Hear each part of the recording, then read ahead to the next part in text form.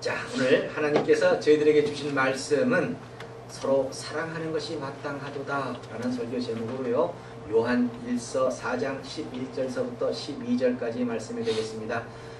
요한 1서 4장 11절서부터 12절 두 절이거든요. 우리 한 목소리로 우리 같이 읽도록 하겠습니다. 자, 시작. 사랑하는 자들아, 하나님이 이같이 우리를 사랑하셨은즉 우리도 서로 사랑하는 것이 마땅하도다. 어느 때나 하나님을 본 사람이 없으되 만일 우리가 서로 사랑하면 하나님이 우리 안에 거하시고 그의 사랑이 우리 안에 온전히 이루느니라. 아멘. 자, 우리 주위 분들 보시고요, 반갑게 인사 나누겠습니다. 이번 인사는 새해 복 많이 받으세요 라고 해피 뉴 이어. 자, 인사 나누겠습니다. 자, 새해 복 많이 받으세요. 새해 복 많이 받으세요. 새해 복 많이 받으시기 바랍니다. 평안하십니까? 예, 성도는요, 평안으로 인사하는 겁니다. 예, 삶의 모습이 평안히 유지돼야 되는 거고요. 우리 향기로운 교회 모든 지체들은 사실 평안하심으로 2012년을 너무나도 잘 견뎌내셨듯이 다가올 2013년에는 저희들이 그야말로 눈물로 뿌린 그 씨앗의 열매를 기필코 거두어야 됩니다. 우리가 얼만큼 힘들며 살아냈습니까? 그렇죠? 그러니까 그 뿌린 씨앗들을 다 2013년에 거두어 드려야 됩니다. 이러한 축복이 주어진 삶에서 충만하시기를 예수님 이름으로 축원합니다. 아멘. 자, 보통 한 해를 마무리하는 시점에서 여러분들은 무엇을 하십니까? 네, 물론 다사다난했던 한 해에서 첫 번째로 생각되는 것은 그래도 그 어려웠던 과정에서도 무엇인가 이 감사의 제목을 하나님으로부터 받았던 그 은혜를 찾게 됩니다.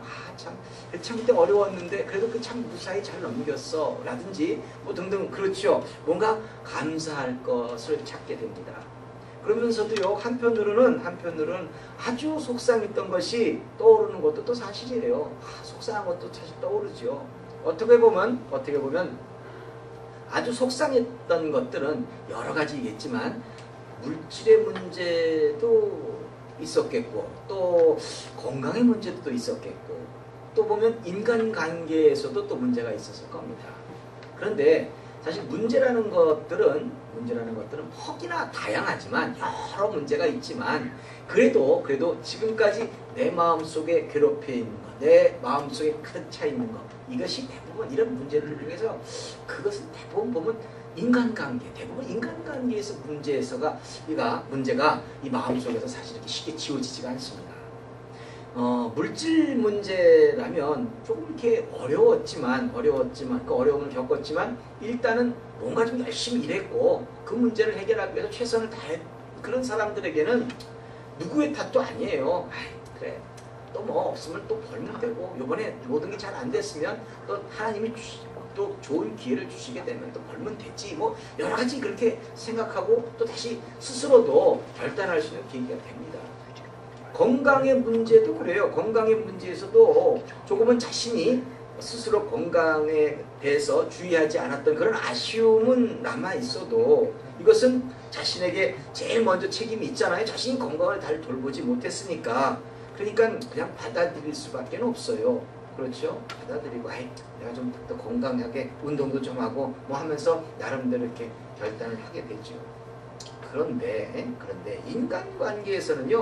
인간관계에서의 그 앙금은 대부분 뭐죠? 너의 탓이에요. 내 탓이 아니에요, 절대. 너의 탓이기 때문에 이게 제대로 안 풀려나가는 겁니다. 그래서 보통 한 해를 넘겨도 그냥 그 한 해를 넘길 때마다 이게 지금 해결이 안 돼요. 내 마음속에서는 뭔가 한으로 남아서 풀리지가 않습니다. 그런데 성도가 이것 때문에 뒤가 잡히면 아무것도 하지 못한다는 거예요. 참, 하나님이 이 모든 성경 말씀을 통해서 또 이 우주를 창조하시면서 그 진리 가운데 하나가 기가 막힌 디자인된 게 바로 그런 부분이에요. 하나님 사랑이시기 때문에 그렇죠. 아무튼 이게 뒤가 딱 잡히게 되면 그 다음서부터는 희망을 찾을 수가 없습니다. 안 돼요. 성도가 하나님으로부터 받은 첫 번째 계명이 뭐죠? 예, 인간관계에서는 서로 사랑하라는 거예요. 사랑하라는 것이기 때문에 그렇다는 거죠. 대부분 많은 사람들이 마음속에 있는 한을 어지간해서 스스로 풀려고 하지 않습니다. 이유는 뭐예요? 너 탓이기 때문에. 내 탓이 아니라 너 탓이기 때문에 그러는 거예요. 네가 잘하면 나는 뭐 이런 식이거든요. 근데 항상 성경의 진리는 뭐죠? 네가 먼저 손을 내밀으라고 했단 말이에요. 근데 항상 너 탓이기 때문에 그 한은 안 풀려요. 그런데 이 악한 마음을 품고서는 하나님의 그 축복된 삶을 살았던 사람들, 이 악한 것을 품고서 하나님으로 축복을 받았다는 사람들, 그런 사람들은 없다는 거예요. 성경에서도 없고요, 실질적으로도 없어요. 없어요. 성도가 예수님을 믿는 이유는 뭐죠? 성도가 예수님을 믿는 이유는 영생을 얻고 또 살아서는 여러 배의 축복을 받고자 하는 것이 소원이에요. 근데 사랑이 없어서, 그런데 사랑이 없어서 하나님의 복을 받지 못한다고 한다면 예수님은 우리가 왜 믿어요? 이걸 다 풀어놓고 생각하다 보면 그렇잖아요. 아니 우리가 복 받기 위해서 우리가 하나님의 말씀 가운데 많은 이 약속 있는 계명을 지킴으로 저희들의 삶에서도 영생이라는 축복도 없고 삶의 형통이라는 축복도 없고 다 없고 살고자 하는 거예요. 그렇죠? 근데 우리가 진정 이런 축복을 못 받게 된다고 한다면 예수는 왜 믿냐는 거죠. 근데 그게 문제가 그거라는 거예요. 이걸 풀지 못해요. 사랑한다는 것은요, 내가 하나님으로부터 복을 받기 위한 최선의 사는 모습입니다. 그 인간이 아주 미워 죽겠는데 그것 때문에 그 인간을 미워하는 것이 원인이 되어서, 아니 그냥 보기만 해도 미운데 그걸 미워하는 것이 원인이 되어서 하나님으로부터 복도 받지 못하게 된다면 이것처럼 억울한 것이 어디 있겠냐는 거죠. 그래서 성도는요, 생각부터 달리해야 됩니다. 좀 바꿔야 되는 거예요. 생각부터. 대부분 많은 사람들이 하나님의 축복을 받고자 해요. 그걸 원해서 교회 생활도 하고 교회에서 모이기도 하고 하나님께 헌신도 하고 여러 가지 생활하잖아요. 그러면서 성경 말씀들은 살지 못해요. 사랑하지 않아요. 교회 문을 딱 돌았으면, 아니면 자기 뭔가 일과 돌았으면 그냥 그 집사님 어쩌고 그러니 복이 되겠냐는 거죠. 오늘 본문 11절에서 보시면요, 오늘 본문 11절에서 하나님이 이같이 우리를 사랑하셨은즉 우리도 서로 사랑하는 것이 마땅하다. 즉 저와 여러분들이 예수님의 그 십자가의 대속의 은혜가 없었다면은, 그 사랑이 없었다면 구원받을 일이 없어요. 예수님의 그 십자가의 대속의 은혜로 우리가 이렇게 살아내고 있잖아요. 그 사랑을 받고 살아내고 있잖아요. 그런데 성도가 이웃을 사랑하지 못하고 용서하지 못하면, 한을 품게 되면 하나님과의 그 막힌 담으로 우리들의 기도도 막혀버린다는 거예요. 그래서 그래요. 마가복음 11장 24절 말씀을 보시면 이렇게 돼 있어요. 그러므로 내가 너희에게 말하노니 무엇이든지 기도하고 구하는 것은 받은 줄로 믿으라. 그리하면 너희에게 그대로 되리라. 이 말씀 보면 얼마나 멋있고 좋아요. 그렇죠? 우리가 기도하고 간구하는 모든 것은 받은 줄로 믿으라는 거예요. 여기서 하나님께 기도하고 구한 것은 무엇으로 이루어진다고 합니까? 내가 믿는 것으로, 내가 믿음으로 이루어지는 거예요. 그래서 예수님도요, 많은 병든 자들을 고치시고 난 다음에 내가 한 건 했어가 아니에요. 네 믿음이 따라 내 믿음이 너를 구원하였느니라. 소경을 일으키시고 난 다음에 네 믿음이 너를 구원하였느니라, 이렇게 말씀하시거든요. 간절한 소망 가운데 간구하는 그 믿음이 여러분들이 갖고 있는 모든 소망을 이루게 해주시는 거예요. 예수님도 그렇게 하셨으니까. 여기까지라면 성도는 구하고 주실 줄을 믿음으로 복을 받아요. 근데 대부분 다들 여기까지만, 이 좋은 기절까지만 생각합니다. 이어지는 말씀에 다른 이야기가 있어요. 마가복음 11장 25절에 보시면요, 이렇게 말씀하세요. 서서 기도할 때, 바로 24절에서 그렇게 말씀하시고 바로 이어서 25절에 서서 기도할 때 아무에게나 혐의가 있거든 용서하라. 그리하여야 하늘에 계신 너희 아버지도 너희 허물을 사하여 주시리라.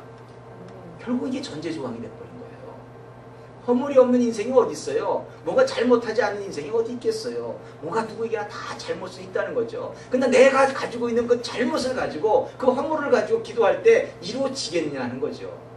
안 된다는 거거든요. 그게 막힌 담이 돼버린다는 거거든요. 그런데 우리의 그 막힘은 나의 허물이에요. 그렇죠? 근데 나의 허물을 제하여 버리는, 나의 허물을 버려버리는, 제하여 버리는 방법은 누구를 향해서든지 뭐다? 용서를 하라고 하는 거죠. 기도하기 전에 벌써 용서부터 하고 들어오라는 거예요. 그러고 난 다음에 네가 기도하는 대로 니들 믿음으로 다 복받게 해줄게. 전제 조건은 용서하라는 거예요. 그렇죠? 혐의가 있거든, 누구에게든 혐의가 있거든 용서를 하라는 거죠. 그리고요, 우리는 항상 용서하고는 뭐예요? 잊어버려야 돼요. 이게 남아있으면 또 그것이 목덜미를 잡는 거예요. 하나님도요, 한번 용서하시고 난 다음에는 한번 용서하신 죄는 어떤 것도 다시는 기억하지 않으시겠다고 말씀하시고 계세요. 히브리서 8장 12절 말씀을 보시면 내가 저희의 불의를 긍휼히 여기고 저희 죄를 다시 기억하지 아니하리라 하셨느니라, 이렇게 기록이 되어 있어요. 하나님조차도 그래요. 왜? 하나님이 사랑이시기 때문에. 근데 우리는 뭐예요? 겉으로는 그래 용서한다, 그러고는 아직도 앙금이 남아있어요. 특히 우리 한국 사람들은 아주 이 페어플레이가 안 돼. 그러니까 맨날 민주당하고 그 새누리당하고 싸우고 근데 이번에 국회 예산안이 나름대로 좀 잘 통과가 되는 거, 그 예산안 통과시킬 때마다 꼭 무슨 체류탄이 터지지 않으면 뭐가 되지 않는 그런 우리 민족성을 가진 사람이 대한민국 사람들인데, 근데 이번에는 무사히 넘어가대요. 아무튼 그래요. 괜히 딴지 걸고 괜히 비호하고 그런 거 있지 않습니까? 예. 아무튼 여러분들 항상 관계에서는요, 예, 한을 품고 그걸 잊지 못한 채 넘어가면 우리가 그 다음 해에 뭔 일을 하고 뭔 기도를 하고 하나님 간구하더라도 하나님이 팔짱을 껴버리신다는 거예요. 네. 용서도 하고 오라는 거죠.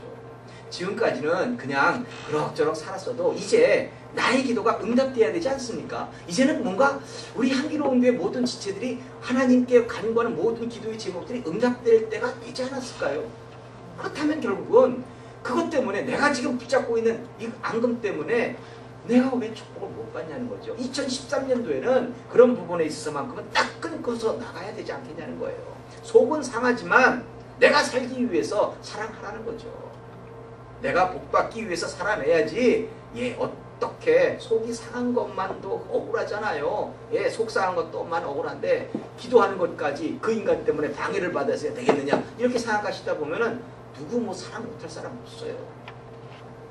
왜냐하면 이것은요, 하나님 자체가 사랑이시기 때문에 모든 것을 그렇게 디자인해 놓으셔서 그래요. 오늘 본문 말씀 요한일서 4장 12절의 기록을 보아도요, 어느 때나 하나님을 본 사람은 없으되, 여기서 하나님 보신 사람이 있어요? 없죠. 맞는 얘기예요. 하나님을 본 사람이 없으되 만일 우리가 서로 사랑하면 하나님이 우리 안에 거하시고, 그렇죠, 하나님 우리가 서로 사랑하는 그 모습, 말씀이 육신이 되어 오신 그 예수님, 우리가 서로 사랑하게 되면 어때요? 그 안에 하나님 우리 안에 거하신다는 거예요. 그래서 그의 사랑이, 하나님의 사랑이 우리 안에 온전히 이루어지느니라, 이렇게 결론을 내고 있는 거죠. 그러니까 서로 사랑하면 우리가 사랑하는 모습을 보고 저기 하나님이 계시다는 것이 증거가 된다는 거예요. 같은 성경은 읽으면 읽을수록요, 빠져나가지 못하게 만들어 놓았어요. 그렇죠? 그런 거예요. 하나님의 사랑이 거기에 있다는 거죠. 저와 여러분들이 행하는 사랑으로 하나님은 하나님의 사랑을 만천하에 선포하시겠다는 거예요. 그래서 하나님의 사랑은 언제나 어디서나 성도가 하는 그 사랑으로, 우리가 주 안에서 하는 그 사랑으로 온전히 이루시겠다고 하는 것이 하나님의 뜻이란 말입니다. 그래서 성도에게는 사랑을 피할 방법은 없습니다. 용서하지 않을 방법이 없다는 거죠. 또 용서해야지 우리의 기도는 믿는 대로, 우리가 가진 믿음대로 응답된다고 성경은 말하고 있으니까 더욱 그렇다는 겁니다. 행여나 2012년을 마무리하는 이 시점에서 한을 품고 넘어가지 마시기 바랍니다. 누구를 위해서? 그 사람을 위해서? 아니에요. 그 사람은 미워요. 나를 위해서 그렇다는 거예요. 나를 위해서. 그리고 다가오는 2013년은 누구에게든지 새로운 믿음으로 새로운 축복을 받아서 하나님의 일을 해야 하는 때입니다. 우리 모두가 사실 새해는 바라볼 수 있어요. 새해를 바라볼 수는 있지만 성공적으로 살아낼 길은 모른다는 거죠. 아세요? 여러분들이 과연 무엇을 어떻게 감당해야 되지, 해야 할지 하나님이 인도해 주시지 않으면 우리가 어떻게 알아요? 몰라요. 어떤 것이 진짜 성공적인 삶의 길인지 우리는 몰라요. 2013년은 왔다. 이 새해는 보여요. 새해는 뭔가 이루어질 거야. 이런 막연한 생각은 들을 수 있어요. 하지만 구체적인 길은 우리가 알지 못해요.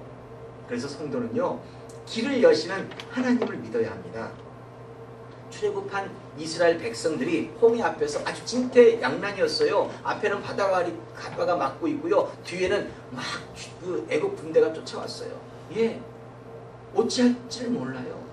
그런데 그 바다의 길을 여신 분이 하나님이시라는 거죠. 또 보면 예수님께서요 십자가에서 몸이 찢기시고 또 피 흘려 죽으심으로 저와 여러분들에게 새로운 살 길을 열어놓으셨어요. 우리는 죄 때문에 죄악된 모습으로 죽을 수밖에 없는 사람들이었지만 예수님 십자가에 돌아가심으로 인해서 길을 여셨어요. 예. 히브리서 10장 20절 말씀을 보시면 이렇게 돼 있죠. 그 길은 우리를 위하여 휘장 가운데로 열어놓으신 새롭고 산 길이요. 휘장은 곧 저의 육체니라. 예. 지금 그 길은 우리를 위하여 우리를 구원하시기 위해서 휘장 가운데서 열어놓으신 새롭고 산 길이요. 휘장은 곧 저의 육체시니라. 그 육체가 누구겠어요? 예수님의 육체인 거죠. 저와 여러분들은요 예수님의 그 몸이 찢기심으로 지성소의 휘장이 쫙 찢겨졌기 때문에 하나님께로 나아갈 수 있는 길이 열리게 된다는 거죠. 그래서 우리에게의 길은 뭐예요? 오직 하나님이에요. 맡기는 방법밖에 없어요. 저 여러분들이 한치 앞으로 어떻게 알아요? 누구도 몰라요. 네. 바로 그런 것을 생각해 볼 때 우리는 더욱 맡길 수밖에 없다는 거죠. 저와 여러분들은요 더욱더 2013년은요 길을 여시는 하나님께 모든 걸 맡기셔야 합니다. 나의 길은 오직 그가 아십니다. 그렇죠? 욥의 얘기였어요. 하나님만 아신다는 거예요. 근데 그 욥기에서요 또 새로운 얘기도 있어요. 욥기 28장 23절 말씀을 보시면 하나님이 그 길을 깨달으시며 벌써 아주 그냥 하나님이 깨달으시는 거예요. 있는 곳을 아신다고 딱 얘기하고 있어요. 있는 곳을 아신다고 이렇게 말씀하고 있어요. 뭐예요? 왜냐하면 하나님은 땅 끝까지 감찰하시는 분이기 때문에 우리의 일거수일투족서부터 우리가 어떻게 움직여야 될 것을 어떻게 해야지만 하나님으로부터 축복을 받을 것 다 생각하고 자로 재놓으신 거예요. 성도는요 길을 여시는 하나님을 믿고 맡길 때 하나님은 우리와 함께 일하시는 겁니다. 하나님이 우리와 함께 일하신다면 우리는 못할 게 없는 거죠. 고린도후서 6장 1절을 보시면 이런 말씀이 있어요. 우리가 하나님과 함께 일하는 자로서 너희를 권하노니 하나님의 은혜를 헛되이 받지 말라. 하나님의 은혜를 헛되이 받지 말래요. 하나님과 함께 하신다고. 우리가 다가오는 2013년에는 기도하는 대로 응답을 받아야 합니다. 그것을 싫어하는 사람이 어디 있어요? 그것 때문에 지금 우리가 이 자리에 나와 있는데요. 교회의 성장도 그렇고요. 여러분들에게 주어진 믿음의 그 성숙도 그렇고요. 당면한 문제 해결도 우리는 기필코 받아야 합니다. 그래서 우리는요. 예레미야 선지자의 말씀을 더욱더 살면서 실천하는 삶의 모습이 되어야 돼요. 예레미야 13장 3절 말씀입니다. 너는 내게 부르짖으라. 내가 내게 응답하겠고 내가 알지 못하는 크고 비밀한 일을 내게 보이리라. 아멘. 부르짖으라는 거죠. 맡기라는 거죠. 성도가 하나님께 맡기는 것은 포기하지 않고 이루어질 때까지 뭐예요? 기도하는 거 아니에요? 기도하는 거예요. 부르짖는 거죠. 그것이. 그럴 때 하나님은 우리와 함께 일하시고 우리는 삶으로 하나님을 영화롭게 하는 계기가 되고 동시에 성도는 소원을 이루는 거죠. 다시 고린도후서 6장 2절에 가시면요. 지금 저와 여러분들이 처해 있는 이 상황을 보다 명확하게 깨달을 수 있는 말씀을 주세요.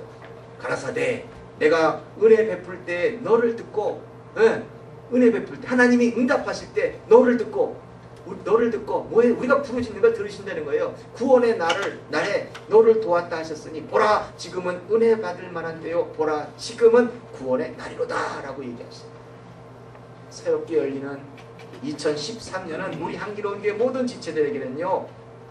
은혜를 받을 만한 때이고 구원의 날이라고 말씀하시는 겁니다. 하나님은 2013년을 이렇게 일하시고자 우리로 이 송구 영신 예배를 통해서 위로하시고 있다는 겁니다.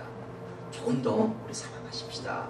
막힌 담이 흘릴 때 하나님은 우리가 일하신다는 거예요. 하나님이 우리와 일하실 때 그때가 은혜 받을 만한 때이고 구원의 날이 된다는 거죠. 구원은 뭐죠? 우리의 문제를 해결받는 날이 된다는 거예요. 많은 사람들이 이 편협한 자신의 생각을 버리지 못해서 좌절하고 더 깊은 수렁에서 신음합니다. 나의 행복을 위해서 축복을 위해서 하나님은 뭐예요? 항상 대가를 치르라고 말씀하시는 거예요. 그 대가가 뭐예요? 성도가 약속 있는 계명을 지키는 것이 그 대가지요. 하나님의 말씀은요. 그대로 따르는 사람들이 항상 손해를 보는 것 같아요. 저렇게 말씀대로 살아가면 뭔가 지금 손해를 보는 것 같고 상실감이 있는 것 같지만 왼쪽 뺨을 맞는 순간 오른쪽 뺨을 내미는 그 믿음의 행동. 그 믿음의 행동은 뭐예요? 성경이 그렇게 돼 있으니까 믿음의 행동하는 거예요. 근데 그 믿음의 행동은 결국은 뭐가 돼요? 모두를 구원하는 계기가 되기 때문에 성도에게 먼저 행하라는 거예요. 그렇죠. 먼저 용서하라 라고 했음에도 먼저 손을 내밀려도 우리 못해요. 그러니까 내가 내밀면 상대도 쫓아오잖아요. 상대도 같이 내밀잖아요. 그러니까 우리 성도들에게는 먼저 하라는 거죠. 바로 그런 개념이거든요. 이것은요, 왼뺨을 맞는 사람이 오른뺨을 갖다 또 다시 맞을 때 그걸로 끝나면은 손해봐요. 근데 그걸로 끝나지 않기 때문에 그래요. 어떤 인생의 원리도 그렇게 끝나지 않게끔 돼 있어요. 이것은요, 김익두 목사님 아시나요? 김익두 목사님의 일화에서도 좀 발견할 수 있는 내용인데, 김익두 목사님의 이야기를 한번 말씀드리면 연세가 드신 분 좀 아실 거예요. 아무튼 이 김익두 목사님이라는 분은 왕년에 신천 장안에서 아주 유명한 깡패였대요. 아주 불량배였다는 거죠. 그러던 그분이요, 예수를 믿고 목사가 되었는가 하면 아주 그 유명한 부흥사가 됐습니다. 그래서 어느 날 이 김익두 목사님이 부흥회를 인도하러 이렇게 가시느라고 높은 산길을 이렇게 올랐어요. 산에 올라가니까 땀도 차고 많이 그랬죠. 그러니까 산에 이렇게 딱 정상에 올라가가지고 이게 너무나 더우니까 이제 옷을 딱 벗고는 시원한 바람을 이렇게 쐬면서 땀을 식히고 있노라니까 맞은편에서 어떤 술이 취한 사람이 올라오더라는 거예요. 꼭 그래요. 이게 여러분들 생각할 때 내가 저질렀던 거 다 받아요.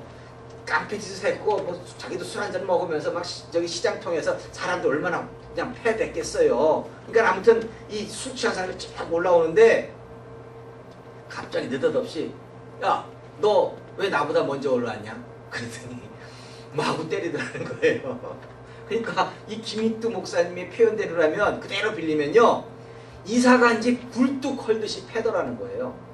이사간지 굴뚝 헐듯이 패더라니까 아무 생각이 없으신가 본데, 하기야 요즘에 굴뚝 있는 집이 없으니까. 생각해보세요. 이사간 집이라는 건 뭐예요? 남은 그 집하고는 상관이 없어. 다시 돌아올 집이 아니야. 그러니까 어때요? 마구 굴뚝을 헐듯이 하니까 인정사정 보지 않고 그냥 패대기를 쳐버리는 거죠. 그렇죠. 그러니까 완전히 이사간지 굴뚝 패듯이, 굴뚝 헐듯이 패더라는 겁니다. 그렇게 맞았대요. 그러니까 막 이리 치고 저리 치고 아무튼 치는 대로 아무 정 없이 그대로 다 맞은 거예요. 그렇게 해서 저쪽에서 때리는 것을 조금 한참 때리다 보면 좀 지치잖아요. 이제 멈췄을 때 김익두 목사님이 첫 번째 한 얘기가, 형님 다 때렸어? 그랬대요. 그러니까 그래 다 때렸다 그러더래요. 그러더니 그때 이제 김익두 목사님이 그 다음에 이제 유명한 말을 남기는 거죠. 예수는 내가 믿고 복은 자네가 받았네 라고 하였다는 겁니다. 하지만 그 말의 뜻을 이 사람이 어떻게 알겠어요? 모르니까 멍하게 있으니까 내가 김익두야 이렇게 얘기를 했다는 거죠. 그러니까 그 소리를 듣고 이 사람은 이제 아이고 이제 죽었구나 싶어가지고 이제 싹싹 빌었던 거죠. 그냥 어찌할 바를 몰라가지고 그랬는데, 그때 다시 말하기를 내가 방금 뭐라고 했냐, 내가 예수 믿기 전에 이런 일을 당했다면 당신은 여기에서 아주 장례식까지 끝내버렸을 건데, 예수는 내가 믿고 복은 자네가 받았네, 내가 예수 믿은 덕에 자네 사는 거야 라고 이렇게 했다는 겁니다. 이 말을 듣고 이 사람이 그러면 난 이제 어떻게 하느냐, 뭔가 대가를 치러야 될 거 아니에요. 예, 그렇게 물었을 때 뭘 어떻게 하긴 날 따라와야지 하고는 이 사람을 데리고 가서 부흥회에 참석시켰는데 이 사람이 나중에는 장로님까지 됐대요. 그런 거예요. 한번 생각해 보세요. 김익두 목사님이 이 황당하게 이 매를 맞는 순간을 생각 한번 해보세요.